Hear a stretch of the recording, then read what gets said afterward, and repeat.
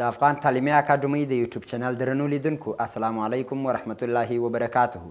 ګرانو زده کوونکو، زموږ او ستاسو د اتم ټولګي ریاضي مضمون مو راپیل کړی دی. په دغه مضمون یا دغه موضوع کې نن 45م درس ته رارسېدلی یو او د 45م درس په دوام باندې نن موږ او تاسو لسم څپرکی یا لسم فصل لسمه برخه راپیلوو. په دغه برخه کې د خیر سره زموږ ستاسو به بحث پر احصایه او راتلونکی فصل به مو پر احتمالاتو باندې وي. موږ او تاسو راځو لومړی د اووم ټولګي د ریاضي په دوام احصایه مو راپیل کړې. د احصایې لنډه پیژندنه درته کوم یا تعریف او د هغه څخه به وروسته درس ته ځو. ګرانو زده کوونکو، موږ او تاسې لسم فصل احصایه چې راپیلوو، اول د واره به احصایه وپېژنو چې احصایه څه شی ده. د دې تعریف یا پیژندنه په دې اساس سره ده. وایي احصایه چې ده دا د احصا له کلمې څخه اخیستل سوی دی چې معنا یې شمیرل دی. دا یو عربي لفظ یا د عربي لفظ څخه اخیستل سوی دی چې معنا یې شمیرل دی. ګرانو زده کوونکو، تاسو یې پر ډولونو باندې چې پر دوو ډولو د عمومي احصایه پر دې باندې بحث کړی دی او بالاخره مو پر اساساتو باندې د احصایې په اووم ټولګي کې بحث کړی چې موږ او تاسو ډیټا سره کم کلیکشن کولی سو، سره کم یې سره راجمع کولی سو. دغه ډیټا چې موږ تاسې جمع کوو یا به متصله ډیټا وي یا به منفصله ډیټا وي، یا به متصله وي یا به غیر متصله وي. ګرانو زده کوونکو، موږ او تاسې د نن په درس کې یا نن موضوع چې د اتم ټولګي په ریاضي مضمون کې دی، موږ او تاسو ته وایي د منفصلې یعنی غیر متصلې یا جلا ډیټا د کثرت جدول وایو. ګرانو زده کوونکو، په دې اړوند به زه تاسو ته مثالونه حل کړم، خو مخکې تر دې به یې درته وپېژنم. وایي که د ډیټاګانو شمیر زیات وي نو موږ او تاسو د کثرت له جدول څخه ګټه اخلو. ګورئ ځوانانو، موږ تاسو دغه ډیټا چې د جدول څخه ځای پر ځای کوو یا په اصطلاح د فریکونسي شمیر پیدا کوو، موږ او تاسو یې نظر و یوه واحد ته هم پیدا کولی سو چې دغه یو واحد څو فریکونسي یې څو ده یا څو ځلې په اصطلاح تکرار سوی دی په دغه ټیبل یا جدول کې. موږ او تاسو ته که چیرې یو واحد نه و راکول سوی، مثلا ډیټا یو څه زیاته وه، د زده کوونکو شمیر یو څه زیات و، نو بیا موږ او تاسو یو لیمیټ ورته ټاکو. وایم هم د دغه شمیرې څخه تر دغه شمیرې پورې څومره دي، له دغه شمیرې تر دغه شمیرې پورې څومره دي. د څو شمیرلو یا د دغه څو پړاو زه یو انټروال ټاکم، د دغه انټروال یا ساحې ډاټا که چیرې زه کلیکټوم یا په اصطلاح سره جمع کوم او د دې فریکونسي یا شمیر پیدا کوم، دغه ته به باره د کثرت جدول وایي. ګرانو زده کوونکو، موږ ته ډیټا راکول کیږي، معلومات راکول کیږي. مثلا راته وایي د 10 څخه تر 19 پورې، یا مثلا فرض یې کوي راته وایي دا یو رقم جدول دی، دویم رقم جدولونه داسې راته وایي. ما ته وایي فرض یې که د 33 ساده عدد دی، دلته یې زه فریکونسي یا د تکرار شمیره یې زه پیدا کوم چې دا باید څو سي. خو دغه خبره موږ او تاسو له ټیبل یا جدول یا له عمومي ډاټا څخه لاسته راوړو او دا بیا موږ او تاسو له دغه ډیټا څخه په ټیبل کې څه کوو، پیدا کوو. راځئ ګرانو زده کوونکو، یو دانه مثال ته مثال حلوو.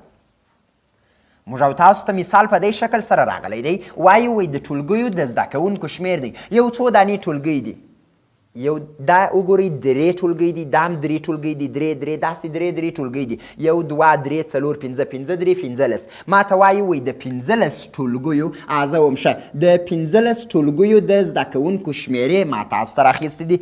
تاسو به اوس ما ته ووایاست زه د دغه ډیټا سره راځم فریکونسي پیدا کوم، ډیټا پیدا کوم، ډیټا مکملوم، جدول مکملوم. تاسو به راته ووایاست باره به زما د پوښتنو جوابونه راکړئ چې کمې ټولګۍ یا زموږ په ټولګیو کې په اوسط ډول څومره زده کوونکي دي. وګورئ ځوانانو، یوې ټولګۍ کې 30 نفره، بلې ټولګۍ کې 15 نفره، 40 نفره، 45 تنه، 80 تنه، 65 تنه، 55 تنه، 38 تنه، 45 تنه، 51 تنه، 40 تنه، 54 تنه، 49 تنه، 49 تنه، 49 تنه. دا د تنو شمیر دی یا د زده کوونکو شمیره ده. زه اوس وایم دلته که د زده کوونکو شمیر داسې پیدا کړم چې یوازې هغه ټولګۍ راته پیدا کړه چې شمیر یې 50 نو 50 زه وایم وګورئ دلته بیخي ستانه هغه شمیر پیدا کړه چې 40 او استاد هغه یوه ټولګۍ ده، هغه شمیر پیدا کړه چې 30 وي هغه یوه ټولګۍ ده، هغه شمیر پیدا کړه چې 70 یوه ټولګۍ ده. نو موږ او تاسو باره یو انټروال ورته ټاکو. وایم د هغه ټولګیو د زده کوونکو شمیر پیدا کړه چې د 30 څخه تر څو پورې وي ګرانو زده کوونکو، تر 40. اوس په دغه انټروال کې راځئ فریکونسي پیدا کوو د 30 تر 40. نو راځم د 30 تر 40 یې په زرغون مارکر نښاني کوم. اول ټولګي 10 ټولګي چې ده دا په دغه انټروال کې راځي. دویم 15 وایم هم صحیح دی. دریم 40 وایم صحیح دی. بیا راځه په اصطلاح بله ټولګي نسته 18 وایم صحیح دی. راځه پسې 40 وایم صحیح دی. دغه ټولګي دي. اوس زه وایم نو له 10 څخه تر 40 پورې 1 2 3 4 5 څو فریکونسي یې سوه. وایم 15 ټولګي داسې سته چې په اصطلاح فریکونسي یې 15 ده. یا د 10 څخه تر 40 پورې چې زده کوونکي لري یا په اصطلاح دغه یې د ډاټا کلیکشن و چې ما سره راجمع کوي هغه 15 ټولګي زه داسې لرم چې د 10 څخه تر څو تنو پورې لري تر 40 تنو پورې لري. ما ته وایي د 40 تنو څخه داسې ټولګي راته ووایه چې تر 500 تنو پورې ولري. وم د 40 تر 500 پورې و راځئ د 40 تر 500 پورې څو عددونه دي. دا یې 1 2 راځئ بل عدد نسته استاذه. دا یې 3 بل عدد استاذه نسته. دا یې 4 دا یې 5. نو موږ او تاسې وایو دغه د فریکونسي شمیره یې څو ده 15. راځئ په اصطلاح یو بل ډاټا کلیکشن کوو. موږ او تاسې وایو ګرانو زده کوونکو د 500 څخه تر 80 پورې. د 500 څخه تر 80 پورې بیا زه راځم ګورم د هغه ټولګۍ راشئ یاست یوازې غږ کوئ چې 500 څخه تر 80 په منځ کې انټروال ولري یا زده کوونکو شمیره ولري. دا یې په اصطلاح 1 بیا راځه وګوره نست. دا یې 2 بیا راځه نسته. دا یې 3 بل استاذه نسته. نو موږ تاسې وایو چې څو فریکونسي یې سوه په اصطلاح 3 سوه. یعنې 3 داسې ټولګۍ زه په خپل ښوونځي کې لرم چې هغه زده کوونکو شمېرې له 500 څخه تر 80 تنو پورې دی. که چیرې ماته ووایي چې د 80 څخه تر 80 تنو پورې نو زه داسې وایم راځم د 80 څخه تر 80 پورې په انټروال کې تاسې راته وایاست. دا یې 1 2 راځئ بله نسته استاذه صحیح سو. دا یې استاذه 3. نو زه وایم 3 داسې ټولګۍ دي چې موږ او تاسې وایو چې د 80 څخه تر 80 تنو پورې دی. اوس تاسې ماته ووایاست زما د پوښتنو جوابونه. اوله پوښتنه مې دا ده وم د دغه ټیبل پر اساس باندې تاسې ماته ووایاست کومې ټولګۍ زده کوونکي زموږ په ښوونځیو کې ډېر دي یا په اصطلاح هغه زده کوونکي چې ډېر په ټولګیو کې ناست دي هغه څو دي. نو زه وایم چې د 10 تر 40 د 40 تر 50 پورې د دې فریکونسۍ شمېره چې 15 ده نو زه وایم وم د 10 څخه تر 50 پورې زموږ اکثریت زده کوونکي د دغه ښوونځي په مکتب کې یا په دغه ښوونځي کې د 10 او 50 تنو په منځ کې صحیح سو. بل وایم هم که چیرې زه غواړم دویمه خبره که ډیټا کلیکشن وکم نو ماته وایي وایي دغه ډیټا دا مساوي کېږي په څه شي سره وایي وایي د فریکونسیو شمېر سره جمع که. نو زه داسې وایم 5 جمع 5 جمع 3 جمع 3 نو موږ او تاسې وایو دا یې ډیټا کلیکشن سو. 5 او 5 دا یې 10 3 او 3 شپږ 10 او شپږ نو 14. زه وایم دغه به دې په اصطلاح ډیټا سي یا هغه مکمله ډیټا یا معلومات سي. موږ او تاسې ګرانو زده کوونکو دغه په اصطلاح د فریکونسیو چې شي سوه شمېره سوه یا شماره سوه. راځئ ګرانو زده کوونکو دا زموږ او ستاسو یو مثال و. اوس ماته وایي د کثرت د جدول د اجزاو خواص زه تاسو ته وایم. وم ښه دغه د اجزاو په خواصو کې موږ تاسو ګرانو زده کوونکو 2 شیان زده کوو. یو اول د واره زه تاسو ته ټیټ سرحد او لوړ سرحد در پیژنم دا یوه خبره. دویم چې درته پیژنم دویم ګرانو زده کوونکو موږ او تاسو چې پیژنو موږ او تاسو اوسط پیژنو یا په اصطلاح منځنی حد پیژنو. نو موږ تاسو ګرانو زده کوونکو یو ټیټ سرحد لرو بل لوړ سرحد لرو. موږ او تاسې وایو چې د دغه شمېره کې تر ټولو کم عدد چې دی یا زه ویلی سم تر ټولو کوچنی عدد چې دی دغه ته زه چې وایم دې ته زه ټیټ سرحد وایم. کوچنی عدد زه وایم همدا به زما د ټیټ سرحد په نامه وي او هغه چې تر ټولو لوی عدد دی نو هغه به زما د لوړ سرحد په نامه وي. اوس که چیرې زه اوسط پیدا کوم یا په اصطلاح مابینځي حد پیدا کوم نو باره داسې کوم وایم وم لوړ سرحد ګرانو زده کوونکو دا به جمع کم د کم سرحد سره د کښته سرحد یا ټیټ سرحد سره. دا دواړه یوه خبره ده.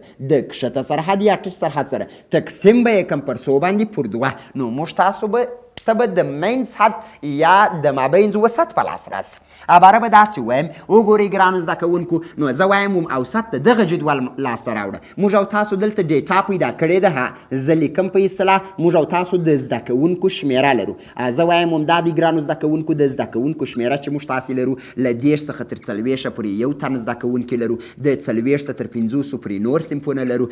د 50 څخه تر 80 پورې زه نور صنفونه لرم او د 80 څخه تر 80 پورې زه نور صنفونه لرم او دلته بیا موږ او تاسو پیدا کړی د همدغو شیانو فریکونسي. نو موږ او تاسو دلته وایو چې دا د فریکونسي چې شي د دا شمیره ده.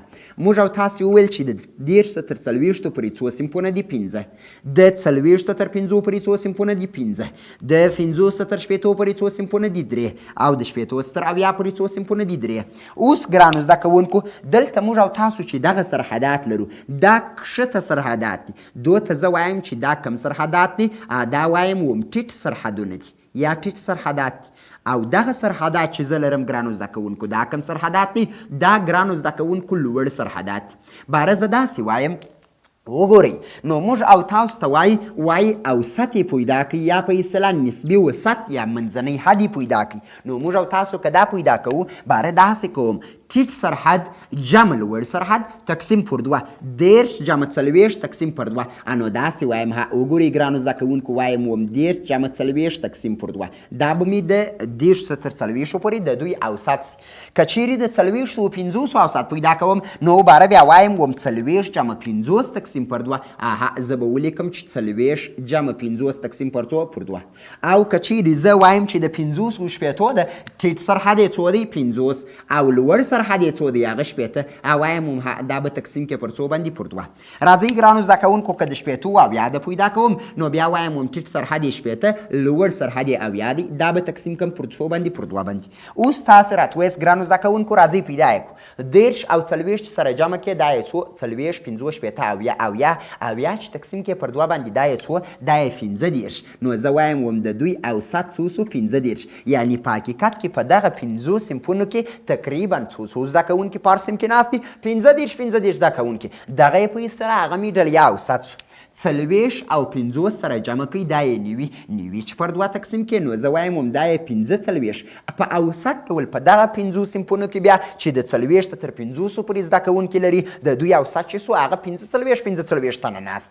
او که چیرې 50 او شپېته زه سره جمع کړم 50 او شپېته یو څلورلس چې پر 2 باندې تقسیم کړم دا یې 50 وایم هم په دغه درو صنفونو کې بیا په اوسط ډول په هر صنف کې 50 تنه زده کوونکي شتون لري یا په اصطلاح موجود دي. او شپېتو اویا چې سره جمع کړم دا یې په اصطلاح یو سلو دېرش چې تاسې پر 2 باندې تقسیم کوي په اصطلاح دا یې 15 شپېته. نو زه وایم هم 15 شپېته په دغه وروستیو درې صنفونو کې چې د شپېتو تر اویا پورې زده کوونکي لري په دغه صنفونو کې تقریبا 15 شپېته زده کوونکي شتون لري یا په اصطلاح موجود دي. ګرانو زده کوونکو دا زموږ تاسو د کثرت د جدول د اجزاو اړوند اوس په اصطلاح په دغه درس کې موږ او تاسو بحث وکړئ. راتلونکی درس به موږ او تاسې کثرت وپېژنو د کثرت ډولونه به وپېژنو او وروسته به د خیر سره مخ ته ځو. تر راتلونکي درس پورې ښه وخت د الله په امان.